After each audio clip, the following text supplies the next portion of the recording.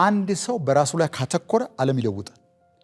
ከሱ ወጥቶ ከሱ ውጭ ባለ ዓለም ላይ ካተኮረ ወደ ውስጥ እያነሰ ነው የሚሄደው። የሚያመካኙ ሰዎች፣ የሌሎችን ሰዎች ባህሪ የሚተቹ ሰዎች፣ የሚተቹት ነገር እውነት ሊሆን ይችላል፣ ግን ከነሱም ህይወት ውስጥ የሚተች በጣም ብዙ ነገር አለ።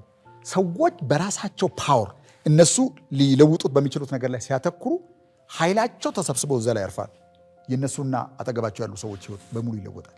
if you focus on something else ምን ይሆናል?